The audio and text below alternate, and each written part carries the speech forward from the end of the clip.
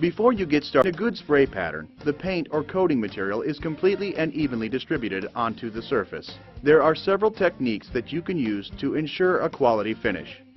Use some scraps of cardboard to test the quality of the spray pattern. Start at the minimum spray pressure and slowly increase the pressure until a good spray pattern is achieved. This is a good spray pattern.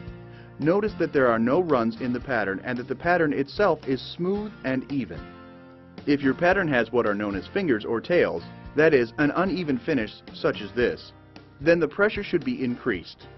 Spraying at the lowest pressure possible while still getting a good spray pattern will save wear and tear on your pump and spray tip. If you are at the maximum pressure setting and the spray pattern is still not suitable, a smaller spray tip hole size should be used, or your material may need to be thinned.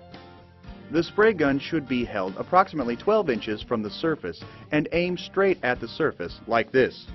Keep the gun a consistent distance from the surface. Move across the surface in order to keep the gun pointed straight at the surface. Fanning the gun to direct the spray at an angle causes an uneven finish. Flex your wrist at the beginning and end of each stroke to maintain an even coat. Don't spray at an angle. Keep the gun perpendicular to the surface. To practice proper gun positioning without spraying, try moving the gun and holding it perpendicular to the surface only 2 inches from the wall to learn the technique.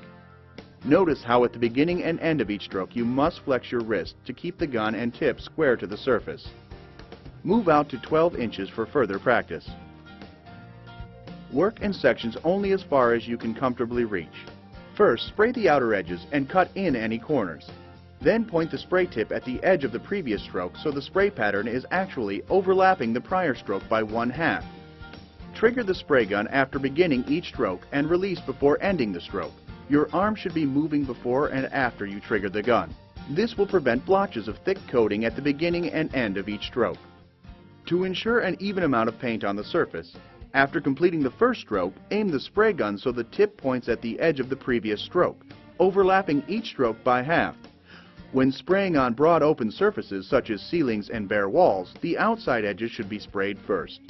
Then the middle can be sprayed more quickly. For inside corners, aim your spray gun into the corner, like this. Spray along the corner, painting an even amount on both sides. Typically, when painting, it's best to start at the top and work your way down. Begin by spraying any eaves or the underside of overhangs. The direction you spray is determined by the construction. As a general rule, spray horizontal and make sure you direct the spray up a little to spray the bottom lip of your siding. With a little practice, this easy-to-use sprayer will have you spraying like a pro in no time. Remember, hold the gun straight with no tilt up or down, or angle left or right. Have the spray gun moving before and after you trigger the gun. Move at a consistent speed, and when spraying, overlap the prior stroke by 50%. Allow significant time for the paint to dry before removing tape from your trim. This will result in crisp, clean lines.